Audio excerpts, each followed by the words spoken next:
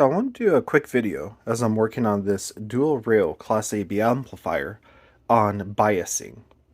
So what we have is we have a signal that's both positive and negative going into the amplifier.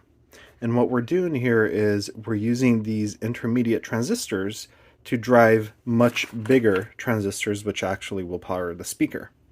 So what we want to do is to make sure that one transistor can power the positive side of the signal and the other one can do the negative.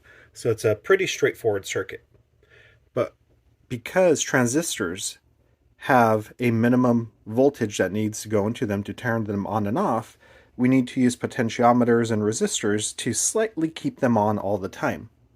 So here I have a potentiometer tied to the positive and here to the negative. And as I move the potentiometer, we can see how the signal can slew from positive to negative and then overlap. So now this is full positive signal, so this is really bad. It means only the positive transistors are working. If I go a little too low, it's the opposite. Now it's only the negative. The goal here with biasing is to try to get it right in the middle and also to make sure that we don't have this section here. So what's happening there is because the transistors need power to turn on and off, we have this period where it's not a very clean signal. So our goal here is to ensure that we could get it to a very clean signal with just enough power and overlap. And that's how a Class AB amplifier works. Here we could see this idea in a nice visual. There's something called the crossover distortion or notches. If you were to play just that half of the waveform. So we end up doing this, where the negative and the positive are offset a little bit, so that way they're playing together during that crossover. This is why we want to have that initial voltage a little bit higher, and what the crossover network is for biasing. That way, as we go down into the signal above or below, the other pair of transistors are playing together and then they let go.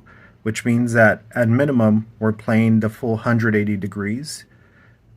Maximum, you could go all the way and play the entire signal if you wanted to. But the idea is to get about, 60% overlap or so. That way you have a smooth crossover from positive to negative.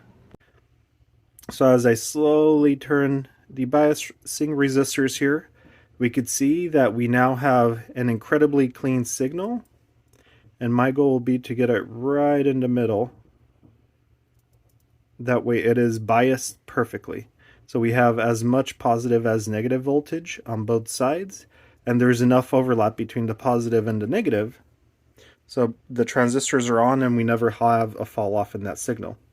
So just like that, using these wipers here, also known as potentiometers, I was able to easily bias the transistors.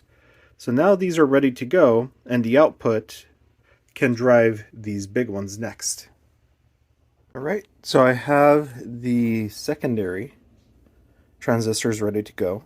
Again, the final amplifier will use a lot more, but this is to make sure that everything's working. I have a few capacitors at the end to buffer the signal. This will be a lot larger as well, because we're going to be working with a lot more power. But let's see how this sounds. I'm going to play something with lots of bass here.